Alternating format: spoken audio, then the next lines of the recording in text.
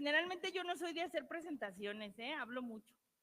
Si en algún punto alguien quiere opinar, levantar la mano, aportar, preguntar, contradecir, bienvenido. Creo que una de las principales fuentes del crecimiento es el aprender a cuestionar.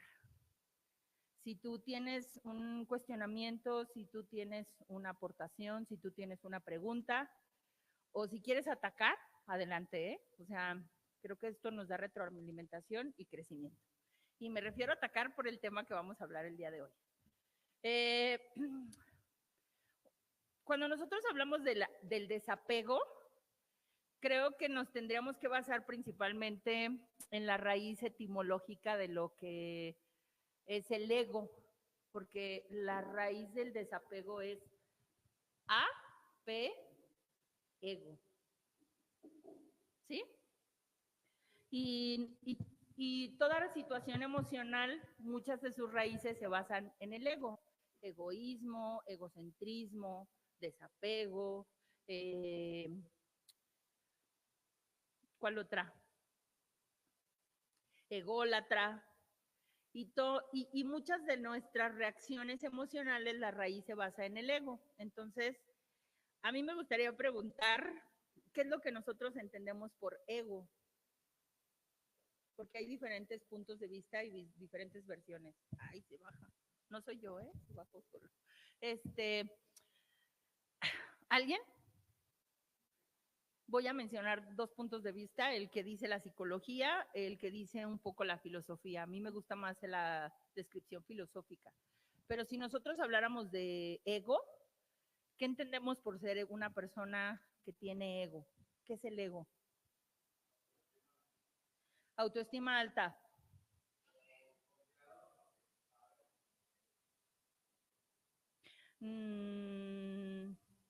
Pues creo que eso más bien se basa en seguridad, pero no es ego.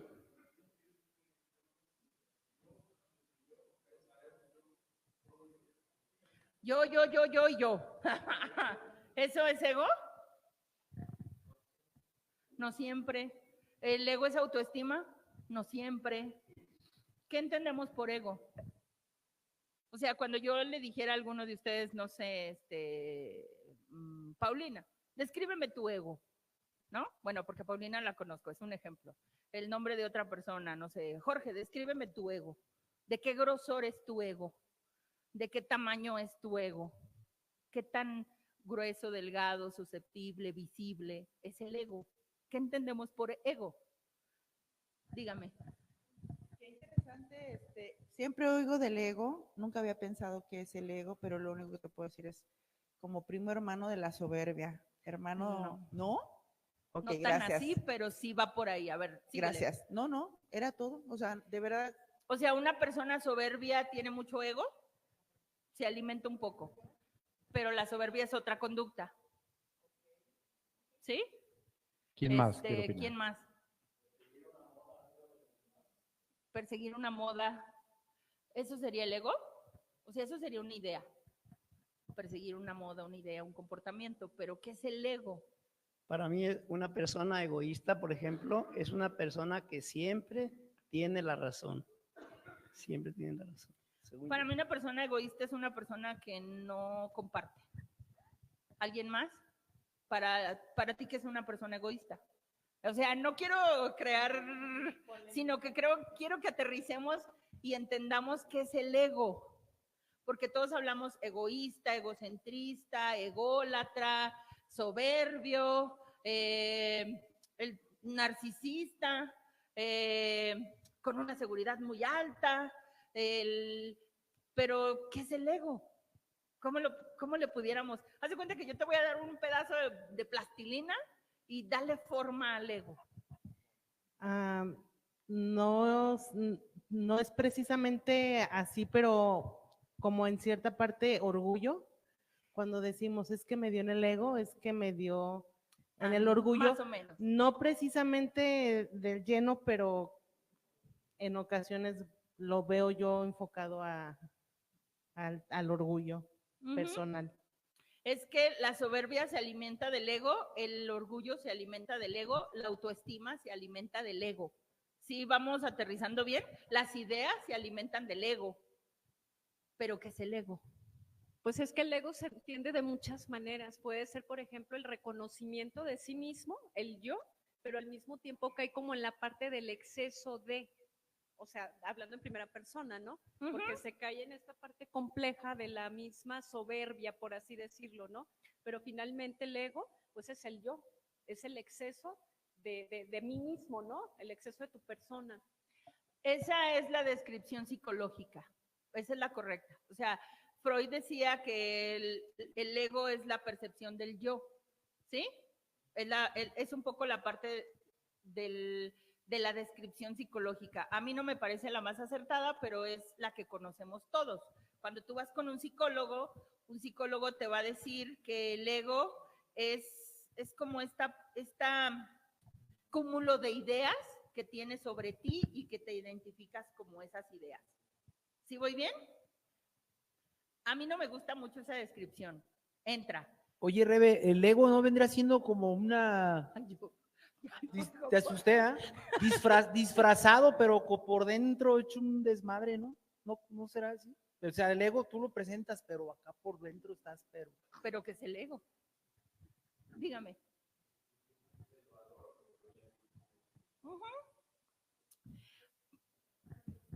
Sí y no, pero voy a decir un poco la descripción filosófica.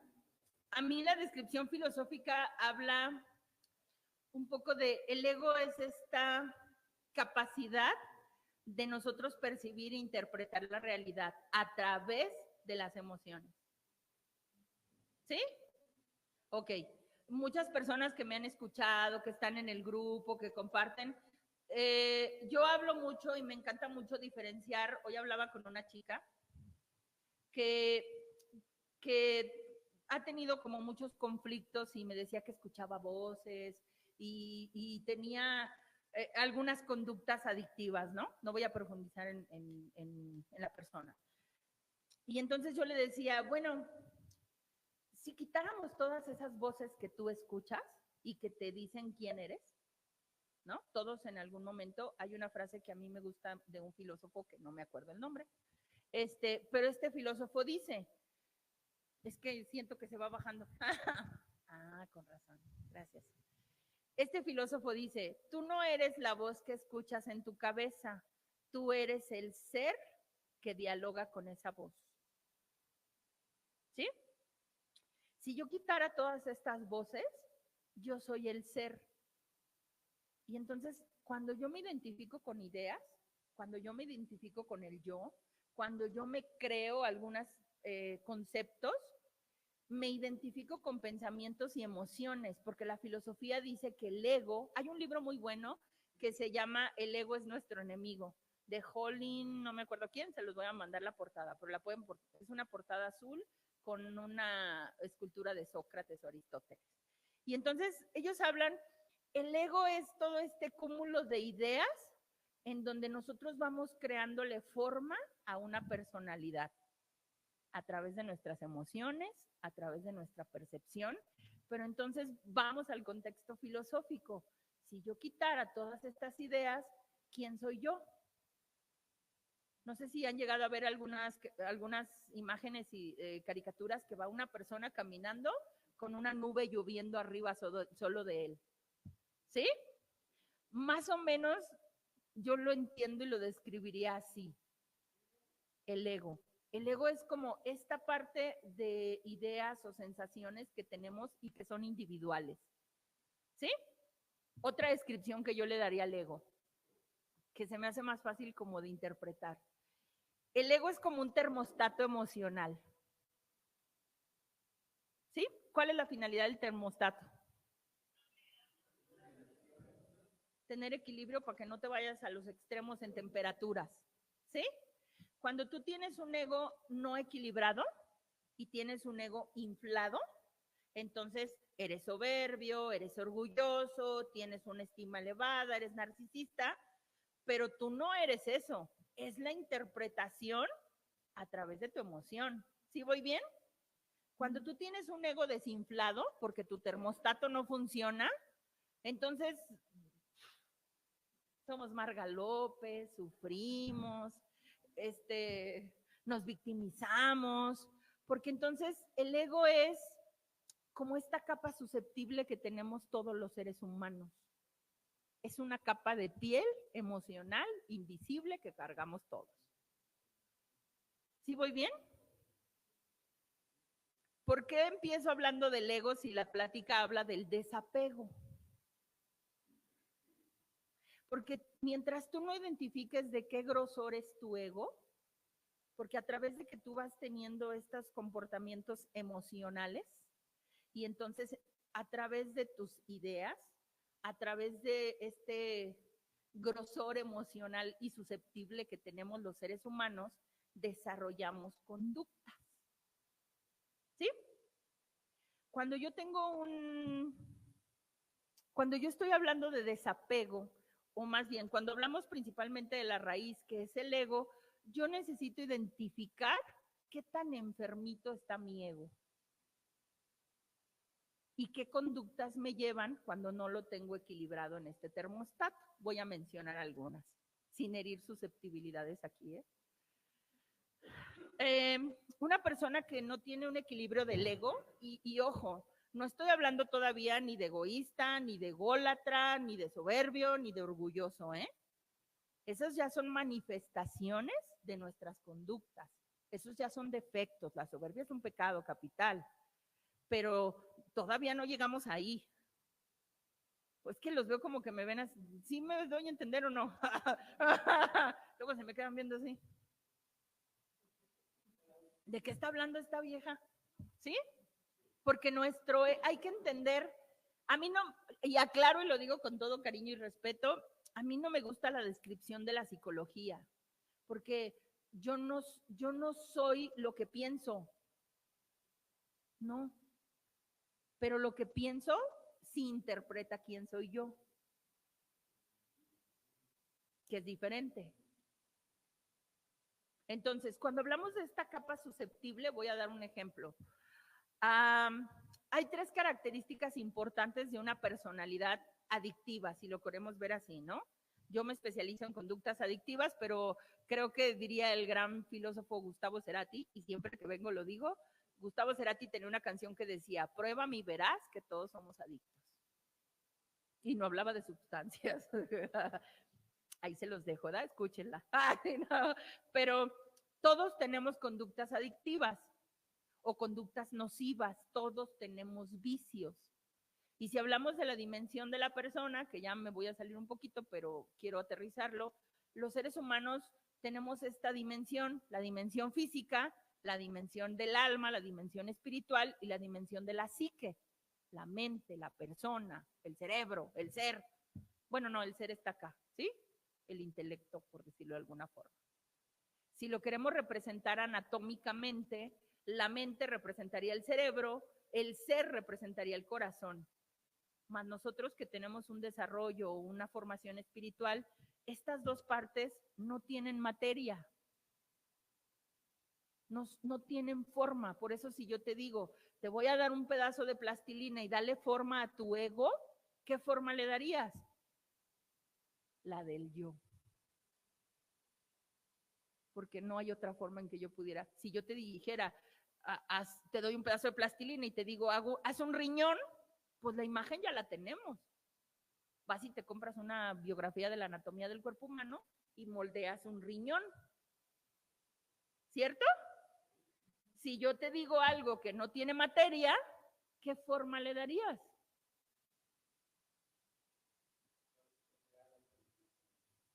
Serían las conductas.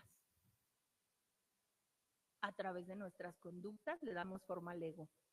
Y entonces somos egoístas, somos egocentristas. ¿Sí voy bien? Porque entonces nuestras emociones son visibles a través de nuestras conductas.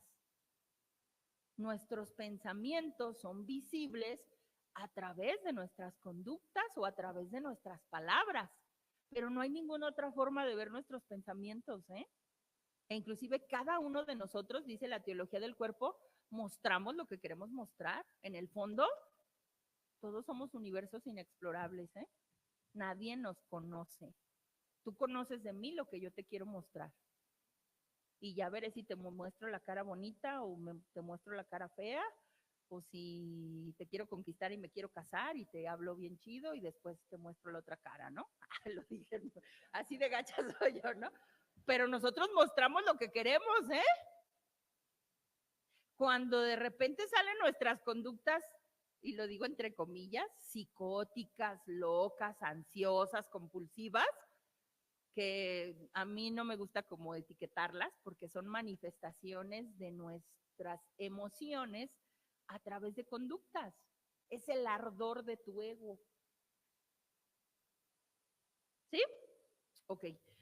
Si nosotros entonces habláramos de esta cuestión de el ego no es visible, pero sí es un poco susceptible, por decirlo. Yo decía que las características de una personalidad adictiva son 3. Una, es compulsivo. No tenemos límites, no sabemos parar. Llámense emociones, llámense vicios, llámense relaciones, llámense conductas. No sabemos decir basta. No sabemos parar, ¿eh? Y generalmente cuando no tenemos límites y no tenemos autocontrol, estas conductas son progresivas, porque nos vamos adaptando, van en incremento, nos acostumbramos a vivir así. Llámense, ojalá fueran conductas buenas, pero casi siempre le damos para los vicios, ¿verdad? O sea, generalmente son conductas que nos van creando esta parte que somos compulsivos, no sabemos parar. Tenemos que trabajar para tener desapego, porque ya voy a profundizar en el desapego, tenemos que tener autocontrol, parar, límites personales, ¿eh? Ahorita no apliquémosle a los demás, ahorita son en primera persona, porque luego nos vienen aquí y quieren llegar a dar la clase en su casa. El que no vino, no vino, ¿eh? No le importa. Es aplicable a ti, no a los que no están aquí. 1, límites. Necesitas identificar en los momentos que no sabes parar, en pensamientos, en emociones, en conductas. 2, son hipersensibles o susceptibles, que es otro término psicológico, ¿no? El ego es hipersensible. La literatura de AA o los 12 pasos, que es del grupo donde yo estoy, que se me olvidó decirlo, ellos le llaman amor propio lastimado. Cuando tú dices, me hirió en el ego, te hirió en tu amor hacia ti mismo. ¿Sí? Y tu hipersensibilidad es como este grosor de piel que yo les digo a la gente. Tú tienes que identificar qué tan hipersensible o qué tan sensible o susceptible, ay, no puedo decir aquí malas palabras, o payaso, por no decir otra palabra, eres. ¿Sí? Porque mientras tú no identifiques tu sensibilidad, el ego, yo les digo a muchos que es como, ay, no sé cómo explicarlo. Mi papá tuvo quemaduras de 2º y 3er grado en las manos y la cara.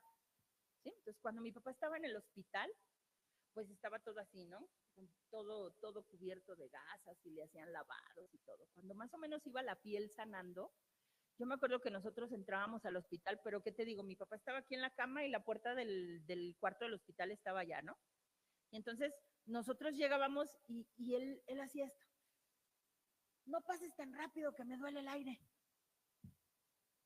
Yo no lo entendía, ¿eh? Pero cuando ya me iba acercando y le veía la carne viva, porque las quemaduras sanan así, así es el ego. Algo te quemó, algo te ardió, y en el proceso que va sanando eres hipersensible. Todo te duele, todo te lastima, todo te arde, todo te molesta, todo te hiere. Esa es la sensibilidad. Dígame. No. Es una reacción. Yo puedo sentir tristeza. La tristeza es una emoción. Si yo interpreto la tristeza a través de mi hipersensibilidad y conjugo mis pensamientos y la emoción, entonces la conducta se traslada a me voy a victimizar, me voy a deprimir, no me voy a bañar, no sé, ¿sí me explico? Porque la hipersensibilidad es una reacción.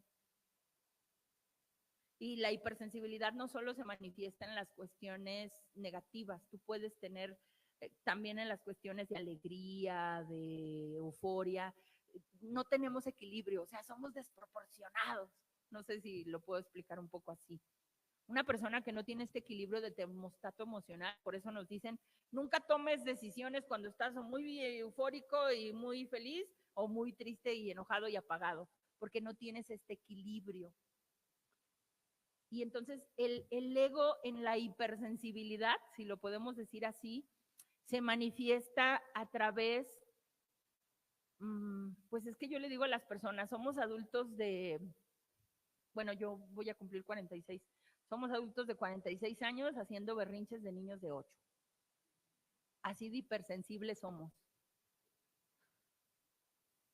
Mientras no tengas un control de tus emociones, la hipersensibilidad se puede manifestar un poco así. ¿Sí? Y tercera característica, son resentidos y negativos.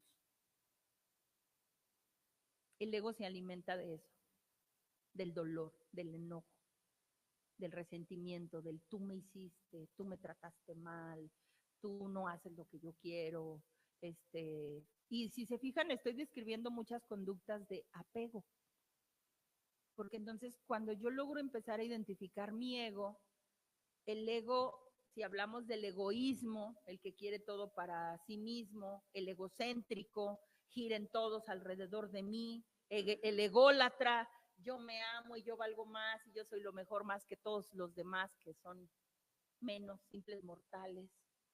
Pero la raíz de estas tres conductas es el ego. ¿Sí? El apego significa que yo primero ya pasé por estas tres conductas, ¿eh? Soy egocéntrico, soy ególatra, y de repente el que empieza a desarrollar apegos en su inflez de esta emoción, desarrolla ciertos tipos de conductas. Me voy a concentrar hoy en dos principalmente. Primera, el control, las personalidades controladoras. El apego significa que tú no puedes hacer nada sin que no me tomes en cuenta. Yo te controlo.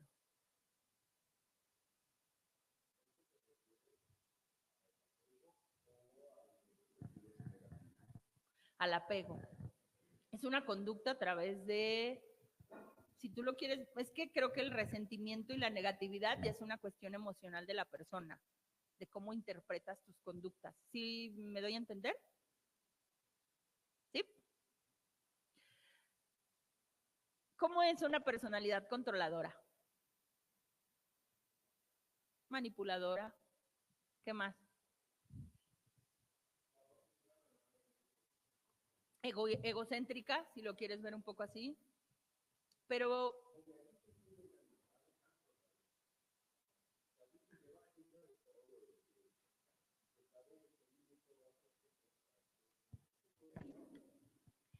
es en primera persona. Y no está mal, yo soy controladora, yo siempre lo he dicho, ¿eh? O sea, los que han ido a mi consultorio pueden ver mi nivel de control. A los que les puedo mostrar mi agenda pueden ver mi nivel de control. Soy muy organizada, pero soy controladora, lo tengo bien identificado, ¿eh? O sea, por eso la puedo describir muy bien, esa personalidad. Les voy a dar todo lo enriquecido que es. ¿Cuánto tiempo tengo? Uy, no me va a ajustar el tiempo. Ya llevo la mitad y no acabar. Una persona controladora, voy a hablar desde la susceptibilidad, nos creemos importantes. Y si no nos toman en cuenta, no saben lo que nos duele, ¿eh? Somos los que tenemos que organizar todos los mitotes. Y si alguien lo hace aparte de nosotros, no saben lo que nos causan de conflictos. Una persona controladora, cuando no se siente tomada en cuenta y tu ego se ve herido, tu amor propio se ve herido, somos los niños berrinchudos de 8 años que se enojan y que a través de nuestra mente y nuestra emoción desproporcionamos. Y estoy hablando en lo simple. Imagínate una persona controladora en una relación de pareja. Que tú no haces lo que yo quiero. Que tú piensas diferente a como yo quiero. Que no reaccionas como yo quiero. Porque una persona controladora en el buen sentido de la palabra se cree titiritero. Tú deberías de moverte así, así. O ya más modernos, tú quieres un marido de control remoto o una pareja de control remoto. Que diga, que haga, que se mueva, y te enojas porque no hace lo que tú quieres. Y estamos hablando de un nivel de control. Yo tengo, en su momento, cuando estuve viviendo en pareja, yo quería hasta escogerles la ropa. Y así somos las mujeres, bien sutiles. No te pongas esa camisa, ponte esta.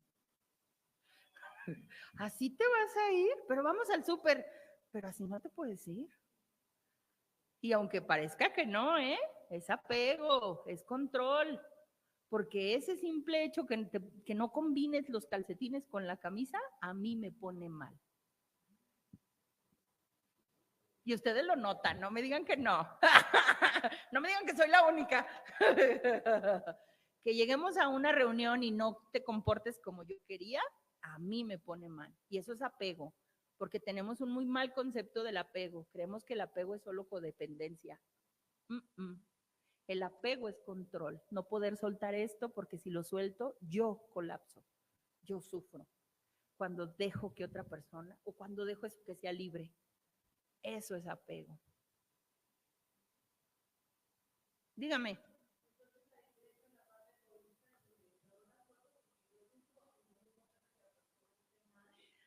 Pues no es que no nos importe, somos egoístas. Pienso en mí.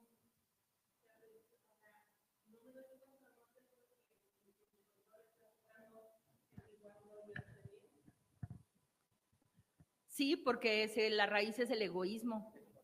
Egoísmo, concentración en mí mismo, mi beneficio propio. De hecho, la mayoría de las peleas y discusiones de pareja no son actos egoístas. Tú no hiciste, no actuaste así, no esto, no aquello. Pero en el fondo, el apego significa eso. O sea, por eso lo aclaro ahorita. Tenemos un concepto, sobre todo yo que trabajo con relaciones adictivas y comportamientos adictivos, creemos que el apego solo tiene que ver con esta dependencia emocional y relaciones tóxicas y personas que nosotros podemos generar apego emocional, pero en el fondo hay un control. El que cuida a un enfermo lo quiere controlar. Y tengo apego, y el apego crea dependencia, claro que sí, porque si tú eres libre, yo no soy feliz, porque si tú no haces lo que yo quiero, yo no soy feliz, y me voy al punto del control. No hay una intención mala en el controlador, es muy bien intencionado, tiene muchas facetas, como dijeron, es manipulador, es muy socialmente agradable, es desprendido, dan hasta lo que no tienen, o sea, el controlador tiene como muchas caras, por decirlo, ¿no? Pero en el fondo, su conducta no siempre es malintencionada, el problema es que no sabe qué hacer si no controla. Y si no tengo yo el control, y si yo no tengo el orden, y cuando tú llegas con un controlador y le dices, suelta, por eso se ríen, ¿qué? ¿Suelta? ¿Cómo suelto? Y luego cuando llegamos nosotros en la onda espiritual y déjaselo a Dios, no, le he dejado cosas a Dios y no las hace, no. O sea, no, ¿sí me explicó? No sabemos cómo. Que bueno, sí les voy a dar 3 pasos, pero a lo mejor es que yo cuando le explico mucho a las personas que están conmigo en terapia, si el ego no tiene forma física, como digo yo, no se cura con pastillas. A ti te duele el hígado y te van a dar medicamento. A ti te duele la cabeza y te van a dar un medicamento. El ego no tiene forma física, el resentimiento no tiene forma física, no tiene materia. Para todo ese tipo de malestares, no hay medicamentos. Ay, todos así, ¿neta? Puedes ir, o sea, puedes tomarte algún medicamento. Yo hoy, la chava que les digo que tuve que dice que oye voces. Sí, en parte, o sea,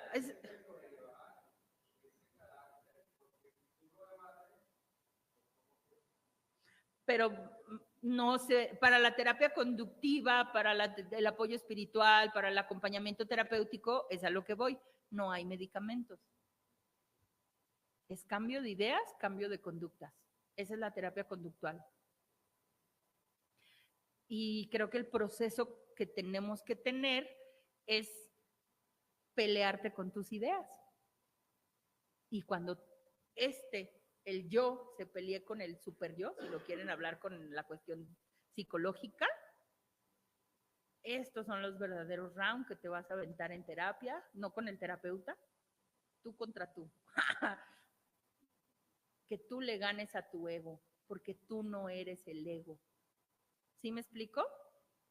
El ego es, yo a veces les digo a muchos los que me han escuchado, la mente es esta telita con lo que yo veo la vida.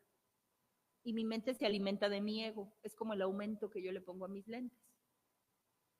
Tú puedes cometer una acción, pero resulta que yo traigo un aumento por 10. Y yo lo voy a interpretar como una agresión, como una falta de respeto, como una persona, tú eres el egoísta, tú eres el soberbio, tú eres la mala persona, porque entendamos algo, no nos vemos a nosotros mismos, nosotros vemos de aquí para allá. Cuando aprendas a verte primero a ti y luego aprendas a ver para allá, ya avanzaste, porque vas a tener esta parte del autodominio, del control, de aprender a ponerle al termostato y tú mismo decir, hey, te estás desinflando, hey, estás muy inflado, bájate a la realidad. Nadie te está agrediendo, nadie te está diciendo nada, nadie te pela. Yo a veces, una de las frases que a mí me decían mucho era, no eres tan importante como tu mente cree, Rebeca. Y yo, no, así, neta, no. O no te hirieron tanto como tú pensaste. Aprende a ver la realidad sin emociones. Esa es la parte en donde le vamos, conforme va sanando como nuestra piel, le vamos poniendo capas. ¿Sí? ¿Sí voy bien? Bueno, ¿quedó claro un poco la conducta de los controladores? Segunda, son con las únicas dos porque no me voy a extender tanto y no me da el tiempo. Segunda conducta que desarrolla el ego herido y lastimado, la neurosis. ¿Qué es ser neurótico?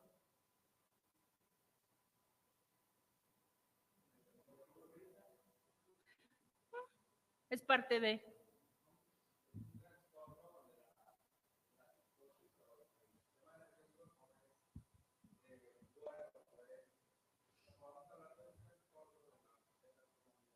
No comparto. Descríbeme un trastorno.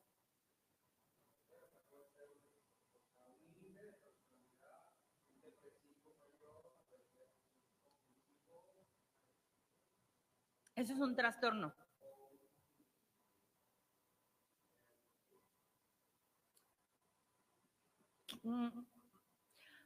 A mí siempre que fui, cuando estaba estudiando, y lo digo con todo respeto, cuando yo estaba estudiando la maestría, tenía una profesora que era psiquiatra. No es que me peleé con los psiquiatras, no tengo nada en contra de la medicina ni de los psicólogos. Pero lo voy a interpretar de otra forma.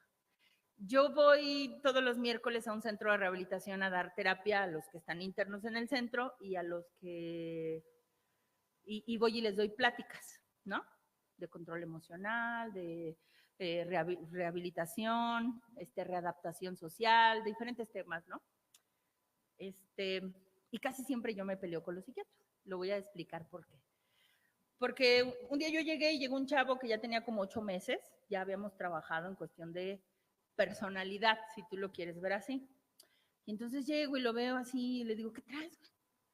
No, pues es que tuve sesión con la psicóloga y la psiquiatra. ¿Y qué te dijeron? Que soy una persona maníaco-depresiva psicótica.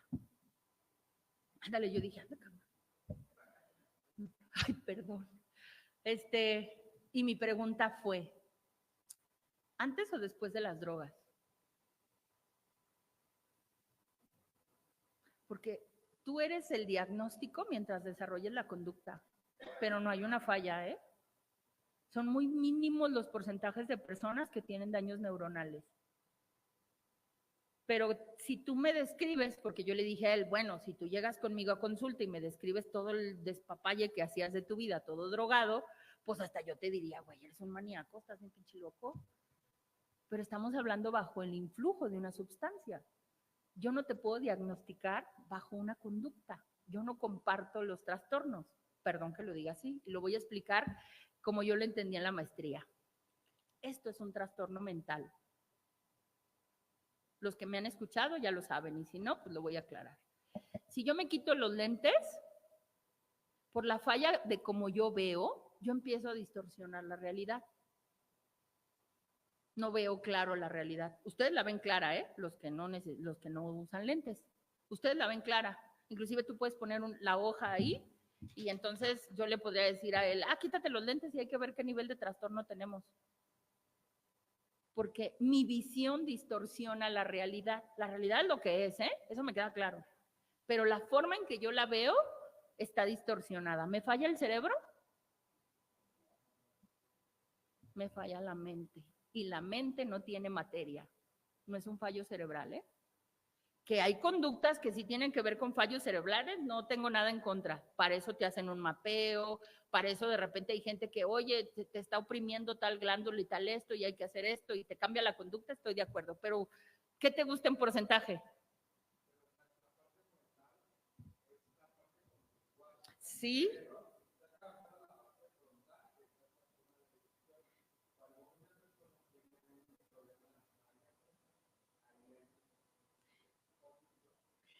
¿Y qué origina las fallas? A lo que yo voy es que la forma en como yo veo, y qué bueno que lo dices, mi parte prefrontal está llena de neurotransmisores, ¿sí? Y los neurotransmisores transmiten información. Las neurociencias dicen que esos conductos, conforme tú los vas recorriendo, hay algo que se le llaman surcos neuronales, se van engrosando debido al flujo de información, si tú lo quieres ver así. ¿Qué información transmiten cuando estamos hablando de pensamientos negativos, cuando estamos hablando de depresión, cuando estamos hablando de tristeza? ¿Qué información están transmitiendo esa parte? Esos pensamientos. Esa es la parte que te daña. Y en eso estoy de acuerdo. Pero te falla por la forma en que tú ves la vida. En el momento que tú cambias tu visión, en el momento que tú te pones, no sé, porque yo soy de antaño, ahorita tú ya vas y te haces la graduación de los ojos y te lo hacen digital, pero a nosotros nos tocó que te ponían un lente y decías, no, ay no, ay sí, a ver, regrésate. Este es el proceso en el que nosotros vamos como ajustando el trastorno, si lo quieres ver, ¿sí estamos de acuerdo? O sea, el trastorno o el síndrome significan síntomas y significan los síntomas de conductas. Y estas conductas se desarrollan a través de mis ideas. Y mis ideas se alimentan de mi emoción, de mi susceptibilidad, de mi ego, de mi yo. Porque mis conductas y mis ideas y todo el ser humano es el cúmulo de estas dos partes, esencia, mente. No las podemos separar, ¿eh?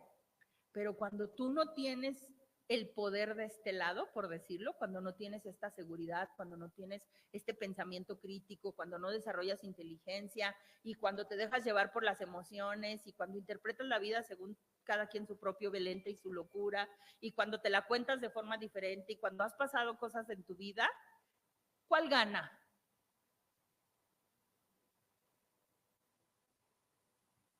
¿Y qué creen que alimenta esto? Mi ego, mis emociones, mi susceptibilidad. ¿Y qué desarrolla todo este cúmulo? Yo es lo que le decía a esta chava, pero ¿cómo puede ser una persona con 3 diagnósticos diferentes? Está bien cañón, ¿no? O sea, dije, pobrecita. Porque para empezar, los que en algún momento hay un manual que se llama así, DMS-5, que tiene todos los diagnósticos de conductas o trastornos mentales.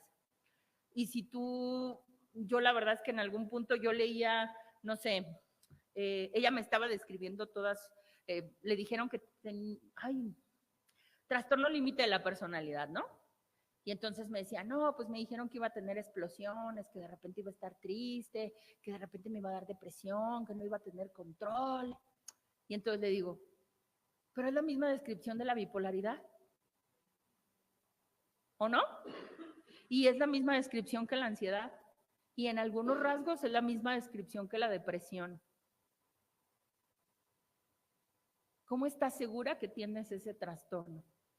Y lo digo como se los digo a los de los centros de rehabilitación. Tú eres el diagnóstico mientras te comportes como el diagnóstico. El día que te lo dejes de creer y el día entonces que tú tomes el control como persona y desarrolles habilidades y crezcas, ¿dónde está el diagnóstico? O sea, ¿cómo es posible que si te diagnostican gripa, tienes un cuadro en donde se incuba, se desarrolla y después pasa? ¿A poco los trastornos mentales no?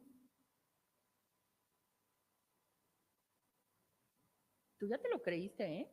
Y perdón, yo sé que muchos no van a estar de acuerdo conmigo y no me importa. Pero creo que en algún punto, yo creo que cuando nosotros le hacemos más caso a estas voces humanas, esta parte espiritual está bien debilitada. Y creo que en alguna cuestión yo no tengo nada en contra de los aportes ni de la medicina, ni de la psicología, ni de la psiquiatría. Yo estudié algunos conceptos de sexología y no tengo ninguna cuestión en contra de. Lo que sí creo es que si nosotros tenemos una mente muy absoluta y creemos que es la única verdad, nosotros mismos estamos siendo un poco incongruentes, porque creo que el diseño original, el diseño natural, la perfección con quien fuimos hechos, es nuestra creencia religiosa. Nosotros nos vamos descomponiendo en el transcurso de nuestra vida. Decía una frase que a mí me gusta mucho de San Agustín. La personalidad del hombre va cambiando según sus vivencias. Hay otra frase de Sartre que dice, el hombre es lo que hace con lo que hicieron con él. Porque nuestra personalidad va cambiando según nuestras vivencias. No estamos terminados, estamos en camino, nosotros que somos creyentes, a la santidad. O estamos en camino a moldearnos como unas personas perfectas o sanas. ¿Sí?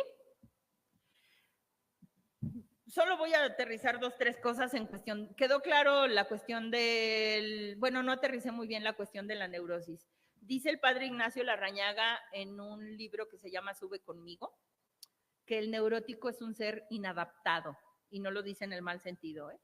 No se sabe adaptar a la vida como es porque la quiere cambiar y la quiere modificar. Y el neurótico se enoja de todo, le causa...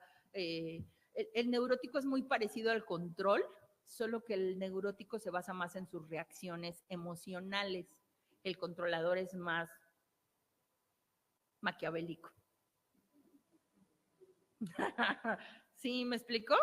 El controlador sí puede tener hasta control de sus emociones, el neurótico no. El neurótico explota, el neurótico si chantajea, el neurótico tiende a tener como esta falta de control del termostato, ¿sí? Pero los dos sufren igual y los dos tienen esta sensación de querer coordinar o querer tener el control del universo o tomar el papel un poco como del control del exterior. ¿Sí voy bien? Ok. ¿A qué horas tengo que acabar? ¿9:30? ¿Seguros? Ahí me dijeron 1 hora. ¿Nadie tiene conflicto 9:30? Ah, bueno. Me relajo, porque iba yo así. Ok. Dejando claro qué es el ego y las conductas que desarrolla el ego a través del control, la neurosis, ¿pudiéramos encontrar una definición de qué es el apego?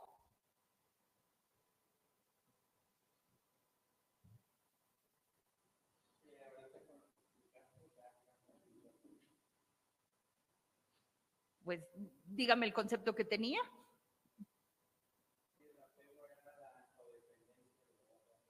Va un poco de ahí, pero no. ¿Y ahorita?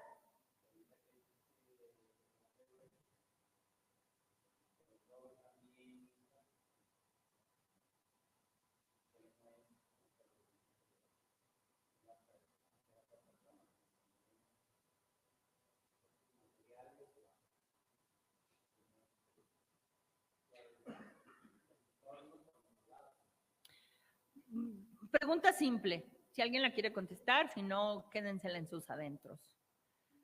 Tú logras identificar, ya que él mencionó, nosotros teníamos entendido que el apego se refiere a una relación codependiente, que es el más visible, ¿no? Pero ahorita que él mencionaba, entonces el apego se le puede tener a las cosas, a las personas. ¿Tú logras identificar tus apegos? ¿Cuántos son? Los que más te hacen sufrir. No, bueno, no me digan toda la lista y si quieren no lo digan, me voy a basar un poco, no sé, 2 o 3. O sea, de hecho, si nosotros habláramos de apego, el apego es un poco, es un poco la reacción natural. El bebé está pegado a su mamá porque depende de ella hasta cierto punto, ¿sí? Nosotros nos apegamos a nuestra pareja porque es un complemento de nosotros. El problema es cuando dependemos de. Nosotros tenemos apego a cosas materiales. Podemos desarrollar apego al trabajo. Podemos desarrollar apego, pues es que creo que todo engloba la cuestión del entorno. Tú puedes tener apego a todo, ¿no? Dependencia. Creo que hay que aclarar eso. Nosotros hablamos de codependencia. En términos de adicciones y de conductas adictivas, ya no se utiliza mucho la parte codependiente, hablamos de relaciones tóxicas. Y cuando hablamos de codependencia, entendido en apegos, nosotros le quitamos la palabra co. Yo soy dependiente de, ¿sí? Tengo esta conducta dependiente de. Si yo estoy en una relación conflictiva, el término hoy en día un poco es, estás en una relación tóxica o en una relación conflictiva, tienes codependencia, pero un hijo que está cuidando a un padre enfermo desarrolla codependencia y no es una relación tóxica. Bueno, hasta cierto punto a veces sí, pero no me refiero a una relación amorosa. O sea, es un poco como la separación que se ha dado, ¿sí? Entonces, es muy importante que yo identifique cuáles son mis apegos, mis detonantes, qué me hace sufrir, qué me saca de mis casillas, qué hace que mi emoción y mi estabilidad empiecen a sufrir. Para que entonces yo poco a poco empiece a identificar qué detona mis conductas. Si tu pareja te genera apego, ojo, yo no digo que no tengas un amor y una relación de pareja sana. Identifica dónde nace el apego de tu parte. Hoy estaba hablando con una persona y entonces es que mi estabilidad emocional depende si mi pareja me sonríe. Mi estabilidad emocional depende de cómo llegue y le vea el semblante, ¿no? Que ahí sí hablamos un poco de codependencia, pero más que codependencia es apego. Inclusive los hijos, nuestra estabilidad emocional a veces depende de cómo nos contesten nuestros padres, o cómo nos juzguen, o cómo nos hablen. Inclusive yo a veces les digo en el proceso de terapia a algunos, no te puedes ni desapegar de tus papás, es un conflicto todos los domingos porque tenemos que ir a huevo a comer a casa de mis padres, porque si no voy me siento mal. Es un ejemplo, pero hay algunos que pasan por ese nivel de apego. La opinión de tus padres es muy importante, sí, pero si tú no logras identificar ese equilibrio y esa parte sana, estás desarrollando un apego. ¿Qué significa el apego entonces?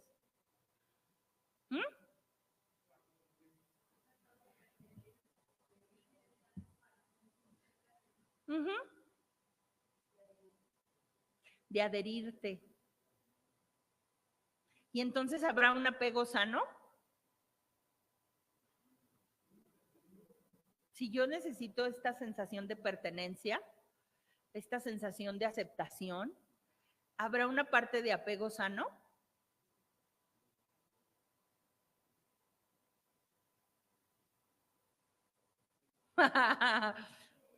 Dime.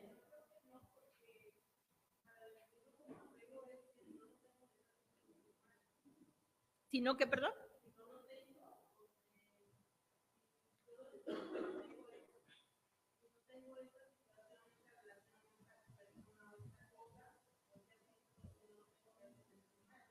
Ujú.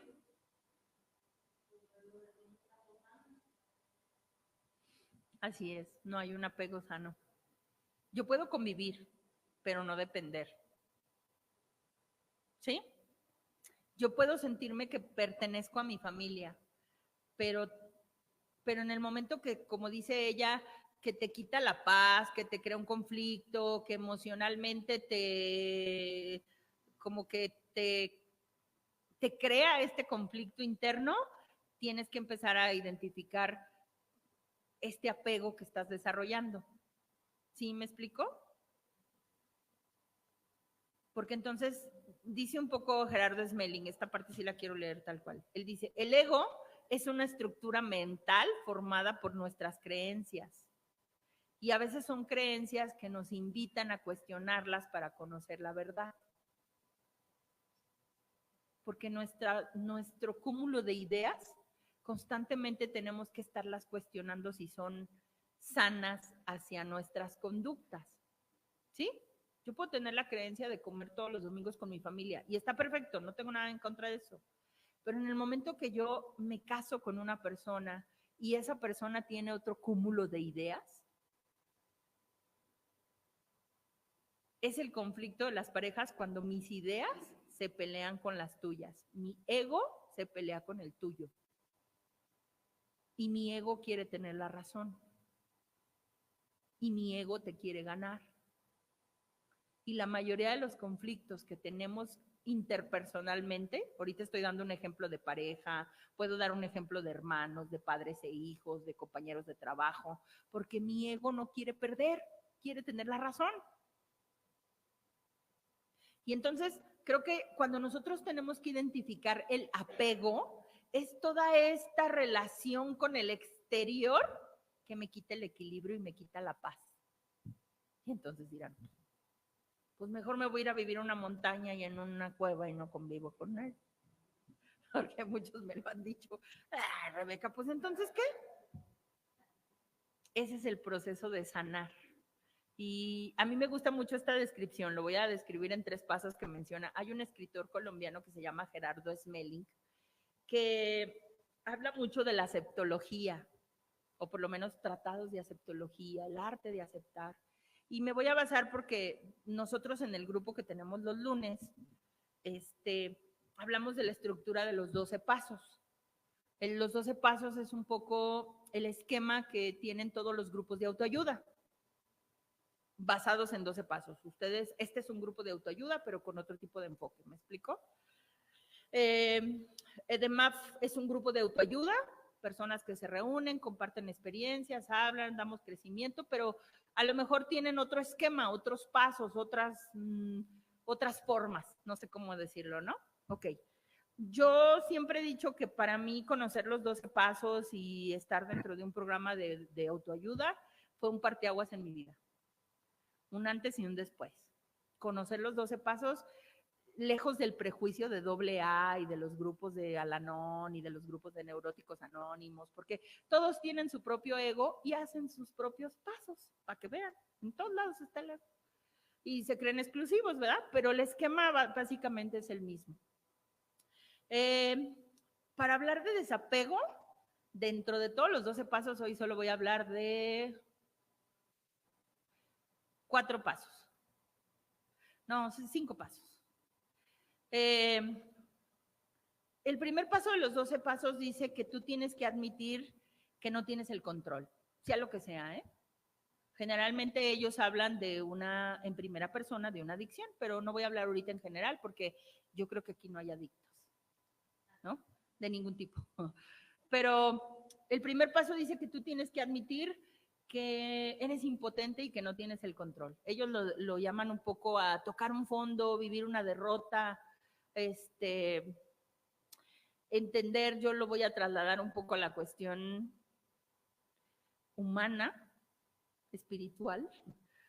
Ayer hablábamos de en la junta del grupo, nosotros las hacemos los lunes virtualmente. Ayer estábamos estudiando el ciclo de las catequesis del Papa Francisco de vicios y virtudes.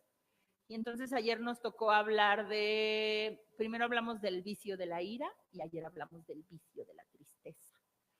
Y dice el Papa Francisco, dentro de esta catequesis, que la ira y la tristeza son unos vicios muy arraigados y difíciles de quitar. Pero entonces dice que cuando tú te dejas envolver por la tristeza, te olvidas el verdadero sentido del ser. Pero más adelante dice el Papa Francisco, me parece una joya, que hay una tristeza que sí ayuda. Y es la tristeza de tocar fondo. Así dice, ¿eh? Búsquenlos en las catequesis del Papa Francisco. Échenle la culpa. Él dice que hay dos tipos de tristeza. Una tristeza que si te dejas envolver te lleva a la enfermedad y a la locura. Palabras más, palabras menos. Pero hay otro tipo de tristeza que ayuda, que es la tristeza de tocar fondo, de reconocernos limitados, pecadores. Él menciona en esa catequesis la cita bíblica del hijo pródigo, que llegó un momento en que él tocó un fondo, sintió tristeza y se levantó. Y entonces el Papa Francisco en esta catequesis menciona y dice, esa tristeza no es tan mala, pero no debe de ser permanente. Todos tenemos que tocar un fondo. Y si lo trasladamos a los 12 pasos, el primer paso dice, hasta que no toques fondo no te vas a levantar. Y hasta que no toques el fondo de entender la naturaleza de tu defecto. Y si hablamos en cuestión de apego, tocar un fondo es aprender, y lo voy a mezclar con lo que dice un poco Gerardo Smelling. Él dice que nosotros tenemos, para llegar a la aceptación, 3 pasos importantes que entender. Primero, aprender a ser felices, 0% sufrimiento. Lo que muchos dicen en los grupos de autoayuda, solo por hoy. Aprende a vivir en el ahorita, soltar. Y sé que es bien difícil para muchas personas porque soltar, yo a veces les digo en terapia, aprende a ser un observador de la creación de Dios. Y entonces cuando me dicen, es que mi pareja está muy mal hecha por Dios. Es que mis padres están muy mal hechos por Dios. Es que mi vida está muy mal hecha por Dios. ¿Cómo la puedo observar sin querer meter mis manos y controlar y modificar y regañar? Así aprende a soltar, a ser feliz. Suena bien sencillo, ¿eh? Y eso dice el primer paso. Admite tu capacidad o admite la realidad. No puedes controlar nada ni nadie. Es más, no tienes control sobre ti. ¿Cómo quieres controlar a otro? O sea, ¿no te parece ilógico? No tienes autodominio propio. ¿Cómo quieres dominar al otro? No tienes disciplina tú y le quieres exigir al otro. O a veces llegan unos y quiero que mi marido deje de beber. El día que tú dejes el café con pan, es que eso no es tan grave, es lo mismo de apego, no sé si me explico. ¿Sí? Porque tú eres bien buena para ver, o somos bien buenas, hablo en primera persona y en femenino porque soy mujer, ¿verdad? Pero somos muy buenos para ver el defecto del otro, pero no el nuestro. Y el primer paso dice, deja de ver a los demás, concéntrate en tu propio defecto, toca tu propio fondo, cambia tú, porque el otro tocará su propio fondo. Al contrario, muchas veces nosotros somos piedra de tropiezo para que el otro no toque fondo. Y ahí es donde entra la codependencia. Ahí es donde entra el apego. Ahí es donde tus conductas de control, rescatador y todo lo que conlleva, le estás impidiendo al otro que toque fondo. Porque no respetas el plan de Dios. No sé cuál sea, ni me lo pregunten a mí. Pero si el otro se tiene que dar en su fondo, Es su proceso. ¿Quién te crees tú para meter las manos? ¿Y cuesta? Sí, cuesta.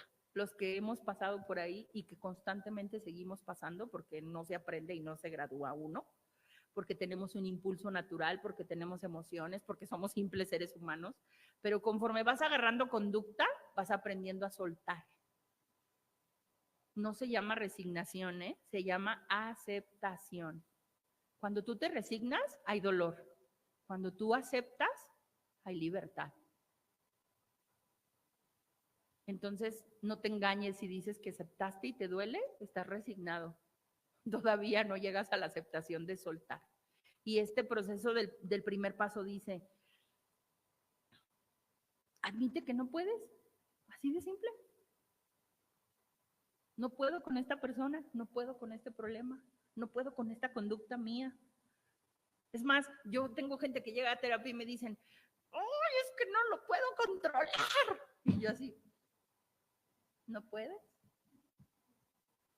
Y luego yo me río, ¿verdad? Pues ya después se ríen, pues, pero en el fondo digo, híjole, qué bueno que estás sufriendo y que te estás dando cuenta de esa realidad tan dolorosa. No puedes controlar nada. Nada. Aunque lo creas, nada. Y aceptar la realidad implica el presente. Si te quieren, si no te quieren, si te tratan bien, si te tratan mal, si te pelan, si no te pelan, si eres importante, si no lo eres. O sea, deja de renegar del entorno y de la creación y de todo lo que Dios ha creado. Por eso dice Gerardo Smelling, primer punto, aprende a ser feliz, 0% sufrimiento. Lo que te crea sufrimiento, trabájalo. Es que tengo una chava que llegó a terapia y doy muchos ejemplos y que me lo han permitido, y ella llegaba y se sentaba, y para mí era una chava lindísima, bonita, hacía ejercicio, vivía sola, independiente, y entonces, pero ella estaba apegada, aferrada con un chavo, ¿no? Y entonces llega y se sienta y luego empieza a llorar y me dice, pero es que ¿por qué él no se da cuenta que soy un gran partido? Y yo, pues por güey, ¿qué quieres que te diga? No sé, no está aquí, dame su número para preguntarle, y a lo mejor él tendrá sus razones, le digo, y suena bien tonto, se enojó conmigo, pero le decía, pues no te quiere, para mí eres un gran partido y es una tipaza y eres una chava muy guapa, pero en su mente, en su visión, en su percepción, en su propia locura, en su individualidad, como Dios lo haya hecho, no te quiere, acéptalo. Y no te tiene por qué querer.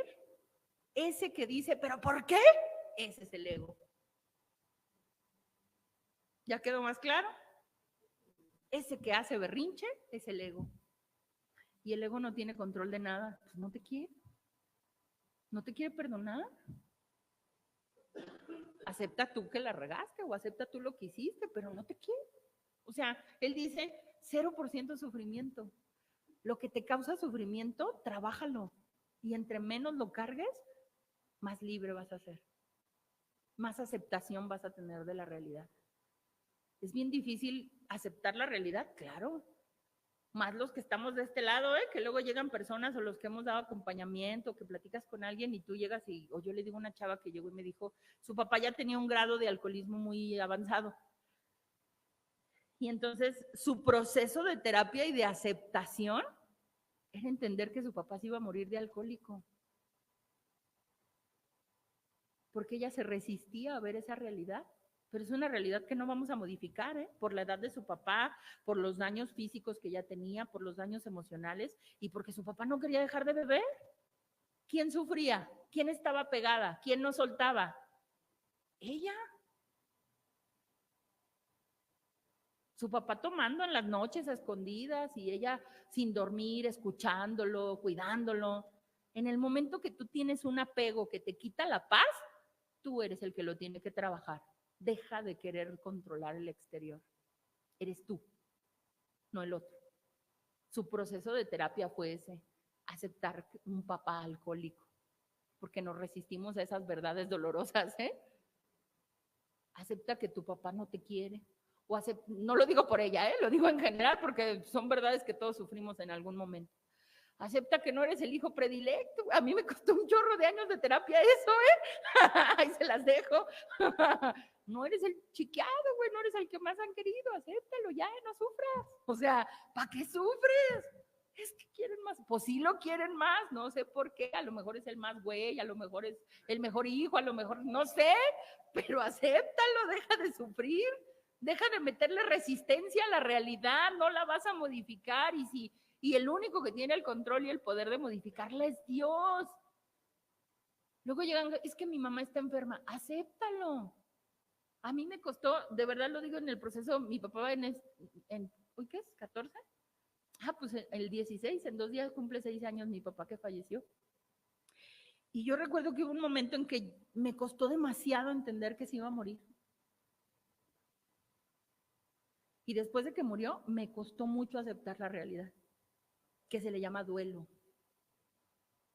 Pero entre más te resistas a esa realidad, más sufres. Por eso él dice, tienes que llegar al punto de 0% sufrimiento. Aunque no te guste, están enfermos, aunque no te guste, están viejos, aunque no te guste, se van a morir,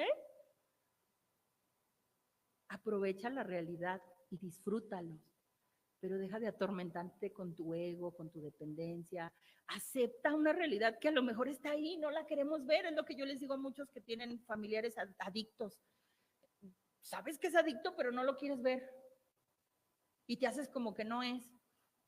Y luego ya cuando están en el punto más cañón de la adicción o la enfermedad, ya quieren buscar ayuda. Y no está mal, pero es el proceso de cada quien. Porque tenemos que llegar a este punto. Y perdón que yo sea tan cruda a veces, así los que van a terapia, así les van, ¿verdad, Pau? Pero de verdad, o sea, luego llegamos y nos quejamos, es que mi pareja, pero pues entonces controla lo que puedes controlar y lo que no. Vamos al segundo punto que menciona Gerardo Smelling y que va de acuerdo a los 12 pasos. El segundo punto que dice Gerardo Smelling es que tenemos que llegar al 0%, más bien, llegar a la paz interior. Y los 12 pasos, el segundo paso y el tercero, tengo 14 años en los grupos y no me los sé de memoria, fíjense.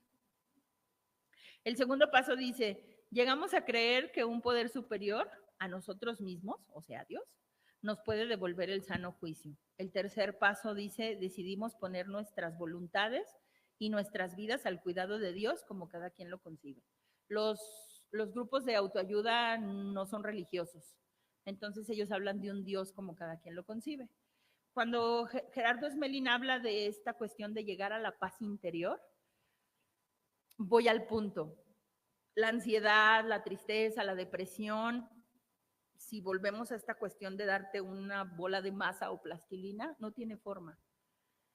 Y entonces, todos esos malestares emocionales se tratan, como decía el compañero, con la cuestión cognitiva conductual, ¿no? Pero estamos hablando de la parte humana. Cambio pensamientos, cambio conductas. Esta segunda opción para que tú vivas el desapego no tiene que ver con estas. Tiene que ver con la paz espiritual. La neurosis, dice la literatura de neuróticos anónimos, que entre mayor neurosis, pobreza espiritual. ¿Tú quieres bajar tu neurosis? Tienes que ser rico espiritualmente hablando. Si tú tienes niveles de neurosis, de control, de lo que tú quieras, para que tú sanes, tienes que desarrollar la espiritualidad. Y ellos no son religiosos, Nosotros tenemos una gran ventaja si creemos en Dios. Ellos no, ellos hablan de espiritualidad. Y entre esos caminos, pues cualquiera se va por lo que entiende, ¿no? Pero nosotros, dice entonces Gerardo Smelling y dicen estos pasos, mi vida y mi voluntad al cuidado de Dios. Y luego dice que Dios nos va a devolver un sano juicio. Cuando hablamos de un sano juicio, dentro de la cuestión de los grupos, ellos dicen que el sano juicio es pensar, hablar, sentir y hacer lo mismo. Porque tú piensas una cosa, dices otra, sientes otra y haces otra. Y eso lo dicen siempre en los grupos, ¿no? El sano juicio es entonces tener este equilibrio emocional. y el equilibrio emocional dentro de la lucidez de pensamiento, la lucidez de comunicarlo, de sentimientos y de acciones, te la va a dar Dios, del desarrollo espiritual con Dios. El que hagas oración, yo siempre he dicho, yo me tocó misionar con un sacerdote, el padre Max Duten, era un sacerdote francés, ¿no? Entonces traía unas ideas como a veces era mucho de hacer oración y de liberación y todas estas cuestiones. Pero algo que yo le aprendí a ese sacerdote, porque creo que dentro de la formación que yo tuve me mostró un Dios maravilloso, poderoso. Me acuerdo que en una ocasión, porque me tocó misionar con él varios años, y andábamos pues, por toda la República, e iba y hacía oraciones y predicaba, íbamos a hacer. Y entonces, en una ocasión, a mí me tocó ver personas que llegaban y él oraba por las personas y se sanaban. O sea, de alguna enfermedad física, personas que no podían tener hijos y él oraba y después llegaban al tiempo que regresábamos a la comunidad y ya veías a la señora embarazada con el chiquillo, ¿no? Entonces, los que no tenemos un cierto desarrollo espiritual creemos en el hombre, que es lo que empezamos a desarrollar. Nuestra pobreza espiritual nos lleva al fanatismo, que yo creo que es lo que le pasó a Jesús, ¿no? Porque llegó un momento en que todos querían tocar al Padre y únteme las manos y rece por mí. Y entonces, en una ocasión él dijo, es que yo no tengo ningún poder. Siendo sacerdote, y luego decía, yo rezo y yo oro por las necesidades de las personas. Pero hay un momento en que yo digo, Señor, es tu reputación, no la mía. Es tu chamba. Y es tan grande mi fe que yo creo que esa es la mejor enseñanza que a mí me dio de desapego. Porque yo creo que llega un punto cuando mi papá iba a morir, cuando pasé situaciones con mi familia, cuando he tocado fondo, que aprendí a decir, es tu chamba, no la mía. Y eso te tiene que llevar a la paz interior. Y es una práctica, no sé cómo describirlo, no sé cómo decirles. Ojalá algún día en el Walmart haya un pasillo que diga emocionalina y te la tomes y te pongas en paz. Pero hasta que no lleguemos a ese nivel, autocontrolino, 500 miligramos cada 8 horas, imagínense el dineral que hiciéramos, ¿no? Serenatina, 500 miligramos, no sé, estaría toda madre, pero pues no hemos llegado a ese, porque no es una parte humana, es una parte espiritual. Y eso te lo da la oración, te lo dan los ayunos. De hecho, una parte que ellos mencionan, dicen que así como tenemos que tener ayuno corporal, hay que aprender a tener ayuno mental. Y un ayuno mental es, no consumas ningún malo pensamiento que te llegue. No les creas. No te identifiques con los malos pensamientos ni las malas emociones. Ayuna emocional y mentalmente para que tu espíritu se fortalezca. La Biblia dice, ¿no? Cuando más débil estoy físicamente hablando, y no se refiere a enfermedades. Cuando estás en la crisis, cuando no tienes el control, cuando tocas un fondo, tu espíritu se va a fortalecer siempre y cuando no metas tus manos y se lo dejes a Dios. Confía. Y eso es un proceso espiritual, un desarrollo espiritual, no humano. Así vayas, yo a veces le digo a la gente que llega conmigo, ¿has ido a terapia antes? Sí. ¿Cuánto tiempo? Y hay gente que me dice de todo, 1 año, 6 meses, fui a tal y tal y tal y tal época. Y entonces cuando yo les pregunto, ¿y qué aprendiste? ¿O qué te dejó esa terapia? O sea, en este lapso de mi vida fui por esta problemática y aprendí esto. Y dejé de ir, porque ese es el proceso de terapia, ¿eh? No podemos estar todo el tiempo en terapia.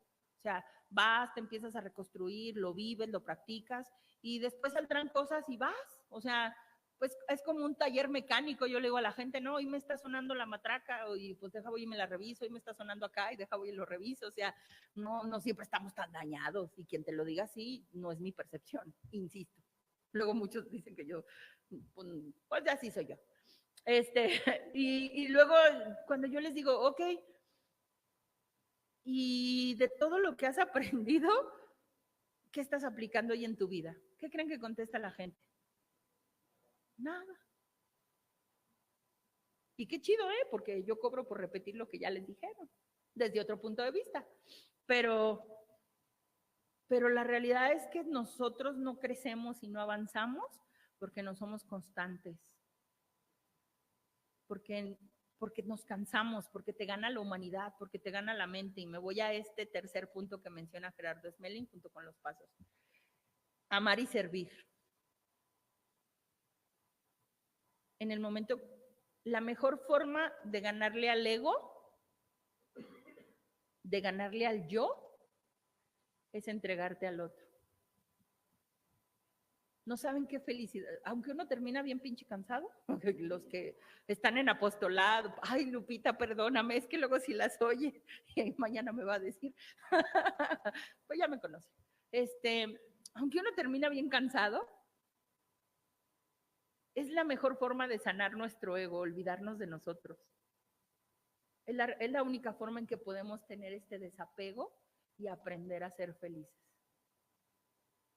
En el momento en que dejo de concentrarme en mi ego, en mi yo, en mis problemas, en que dejo de ver la montaña tan grande de emociones que me sucumben y me torturan, yo a veces le digo a la gente, hay un estudio que se hizo en Colombia, no recuerdo el dato bien, pero tomaron como, no me acuerdo el número, si eran 20 o 30 adictos, y adictos que estaban en fases avanzadas.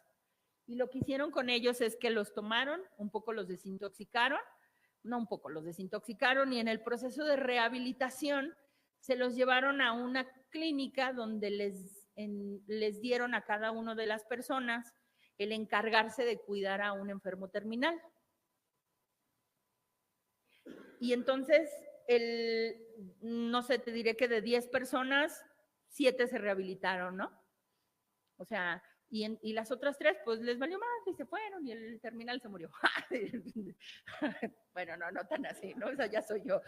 Pero de las 7 que se rehabilitaron, después en el estudio les preguntaron que cómo había sido esa experiencia, ¿no? Y entonces, una de las respuestas que decían ellos es que el que les hayan delegado la vida de alguien los hizo sentir importantes y los hizo sentir este compromiso, que no podían recaer y que tenían en sus manos la salud de otra persona. Eso los rehabilitó. Ya después vivieron todo su proceso terapéutico y lo que tú quieras, ¿no? Amar y servir nos cura. Es la mejor medicina para el ego. Olvidarte del yo. Yo tengo parejas y concluyo, ahora sí, todavía me queda tiempo, entonces, que llegan a terapia y que la crisis empezó porque se pelearon por quién apagó la luz, por quién no apagó la luz en la noche. O porque no me avisó, o porque no me dijo, o porque, ¿sí me explico? O sea, a veces nos peleamos por cosas tan tontas y por egos lastimados que mientras tú no sanes tu parte susceptible, vas a tener un chorro de conflictos. No has tocado fondo con tu ego y no te esperes a tocarlo porque el que se concentra en sí mismo se queda solo. Eso es egocentrismo, eso es egoísmo, eso es egolatría. El que se queda solo es el que se ama a sí mismo más que a los demás. ¿Quieres sanar tus apegos? Tienes que servir, tienes que amar, tienes que desprenderte. Y voy a concluir. Ya hasta me dieron ganas de llorar, lo siento. Se me pega lo de Lupita. Voy a concluir porque lo dice los pasos. Ya no lo encuentro. 12º. No, 11º. El 11º paso, les dije que les iba a dar 5 pasos, ¿verdad? Les he dado 3, primero, segundo y tercero. Sí, cierto. El 10º paso habla de hacer un inventario personal diario, que es un poco hacer nuestro examen de conciencia del día de hoy y corregir lo que no pudimos hacer bien hoy. Ellos hablan dentro de la literatura de AA, admito, detecto y corrijo. ¿Sí? O detecto, admito, corrijo. Pero si se fijan, siempre llega el proceso de la admisión. Cuando alguien llega conmigo a veces a consulta y me cuentan una problemática y yo admite, detecta primero. Admite tu responsabilidad del problema, deja de culpar al otro. Empieza a practicar el hablar en primera persona. Yo me enojé, yo me sentí herida, yo hice mi berrinche, yo quise controlar. Porque luego todos llegan a terapia y es que hizo y dijo y me nanan. Sí, pero primero habla de ti. Que ese amor propio o ese ego lastimado hable. Aprende a hablar en primera persona. Luego unos llegan y es que me hacen enojar. Yo me enojé. Ahora dime por qué te enojaste. ¿Verdad? Luego le hace la señora. ¿Ya no se vale? No, ya no se vale. No, porque entonces tenemos que crecer y tenemos que empezar a ser responsables de nuestras propias conductas y emociones. Somos individuales. Primer paso, admite y empieza a practicarlo en primera persona. Yo, detecta cuáles son los detonantes que te ponen mal. Mi pareja, mi mamá, este tipo de comentarios, el trabajo, esta persona. Todos tenemos detonantes, ¿eh? El tráfico puede ser un detonante, pero pues el calor ahorita.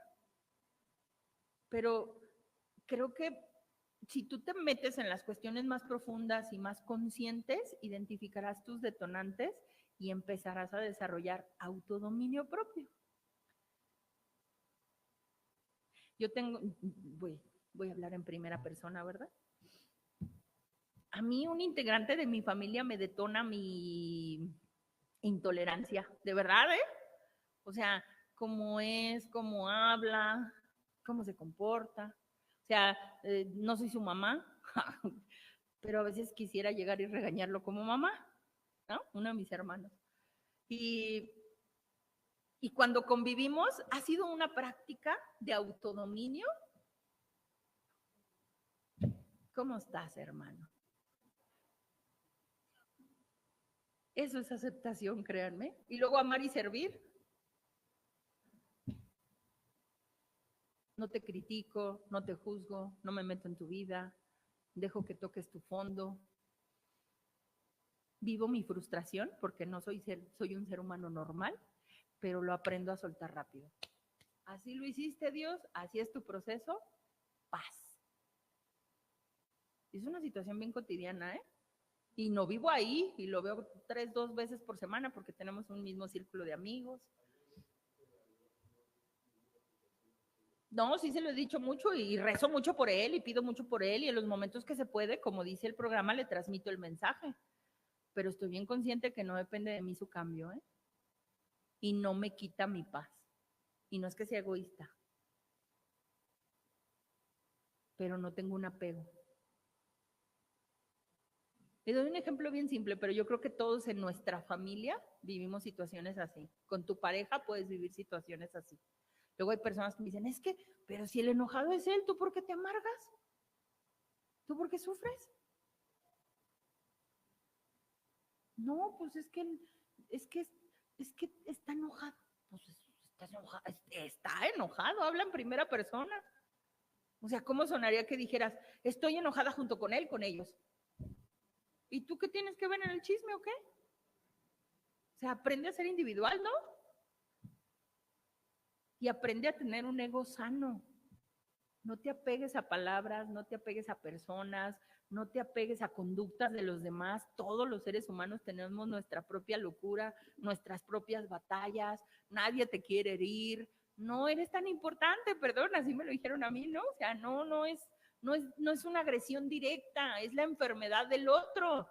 Y se me hace muy ilógico que si te estás conviviendo con alguien que está enfermo, te quedes ahí para contagiarte.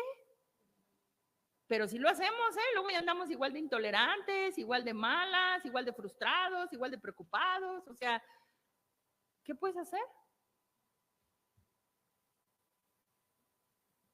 ¿Qué hacemos? ¿Y saben cuál es la situación más difícil? Aceptar la realidad del mundo en que vivimos, el México en el que vivimos. Haz tu parte, pero suéltalo. Haz tu responsabilidad, pero suéltalo. Porque tú mismo te robas la paz. ¿Sí? Y voy a concluir en esta cuestión de amar y servir. El 11º paso habla de la oración y la meditación. Y dice que a través de la oración y la meditación buscamos tener un contacto consciente con Dios, no emocional, consciente. Emocionalmente sentir a Dios es bien bonito, pero conscientemente es mejor. Hablar en conciencia, hablar tener estos diálogos no emocional, o sea, es muy bonito hablar emocionalmente con Dios, yo lo digo, voy al Santísimo, a veces me pongo una canción y siento, y es muy bonito. Pero en el tener un contacto consciente con Dios, yo le digo a las personas, ¿quieres ver qué tan loquita está tu mente? Ve al Santísimo y contémplalo, no le pidas nada, solo contémplalo, adóralo. Y a ver qué tanto puede durar tu mente en silencio. Ese es el nivel de trabajo cognitivo y mental que tienes que hacer, callar esas voces, que es lo que le decía yo a esta chava. Pero esas voces es tu mente, esas voces tú las escuchas. Y esas voces es tu responsabilidad callarlas, ni siquiera los medicamentos, es tuya. Porque es un contacto consciente, la realidad. El ansioso que te dice, es que siento que me voy a morir. Pues sí, güey, pero estás vivo. Es que siento que la vida no tiene sentido. Pues búscale uno. Es que siento que no me quiere. A ver, conscientemente, ¿qué haces tú? Porque habla en primera persona.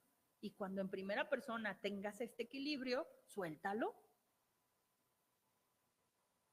¿Sí? Ok. Ellos mencionan, y voy a cerrar, pues ya, por si, 2 minutos, si alguien quiere decir algo en medio minuto ya, ay, no, así lo hago para que luego no me cuestionen nada. No, solo concluyo con esto. Ellos hablan dentro de toda la literatura de los 12 pasos, y de hecho ese no lo traje ahorita, pero son muy pocos los párrafos dentro de la literatura que hablan de oraciones, ¿sí? La vez anterior que vine sí les leí una, que estaba en el libro azul, que hablaba un poco de Dios, concédeme esta parte de luchar mis defectos sobre ellos y que la lucha sobre mis propios defectos, algo así. Si se acuerdan o no, pues ya, ¿no? Y si no, vean el video. Bueno, amén. Ellos mencionan entonces que en el proceso que nosotros debemos de tener este contacto, dice, deseamos que crezca y se fortalezca lo bueno que hay en nosotros. Tenemos mucha necesidad de aire tonificante y de aliento. Pero antes que nada, necesitamos la luz, porque casi nada crece en la oscuridad. Y la meditación nos proporciona la luz de la conciencia. Orar y meditar nos da claridad. Y ellos dentro de una parte mencionan, entonces dice, no tenemos que ir a buscarla muy lejos. Los grandes hombres de las grandes religiones nos han dejado muchos legados. Y menciona la oración de San Francisco de Asís, si no me equivoco. Bueno, voy a leer algunas partes porque aquí como no sé si sea pues creo que sí. Pero entonces dice, Señor, hazme conducto de tu paz, para que allí donde haya odio, pueda yo llevar amor. Para que allí donde haya el mal, pueda yo llevar el espíritu del perdón. Para que a donde haya discordia, pueda yo llevar la armonía. Para que donde haya error, pueda llevar la verdad. Para que donde haya duda, pueda llevar la fe. Para que donde haya el desconsuelo, pueda llevar yo la esperanza. Para que a donde haya tinieblas, pueda yo llevar la luz. Para que donde haya tristeza, pueda llevar la alegría. Señor, concédeme que yo pueda consolar y no ser consolado, comprender y no ser comprendido, amar y no ser amado, porque para encontrarse hay que olvidarse de sí mismo. Perdonando seremos perdonados y al morir es cuando despertamos a la vida eterna. Amén. Muchas gracias a todos ustedes.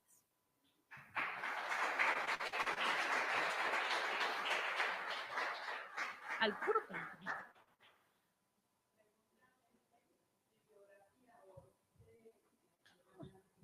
Este es el libro de los 12 pasos de AA. Claro que esta es una edición muy vieja, ¿verdad? Como les digo, yo llegué hace un chorro de años. ¡Ay, que no debo de hablar! Pero lo pueden descargar, yo lo tengo en PDF, lo pueden buscar, los 12 pasos de AA. Los libros que mencioné, Sube conmigo del padre Ignacio Larrañaga y otro que pueden buscar, hay algunos artículos de aceptología de Gerardo Smelling, pero más o menos un poco es la bibliografía.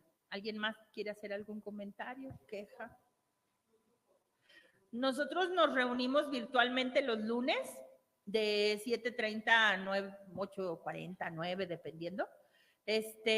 Nos basamos en el esquema de los 12 pasos y ahorita estamos estudiando el ciclo de vicios y virtudes del Papa Francisco. Porque paso que no mencioné, pero dentro de los 12 pasos hay 2 pasos que hablan de los defectos de carácter, los pecados capitales. Y hay que trabajar con esos, pues, para pulirnos emocionalmente. ¿Alguien más?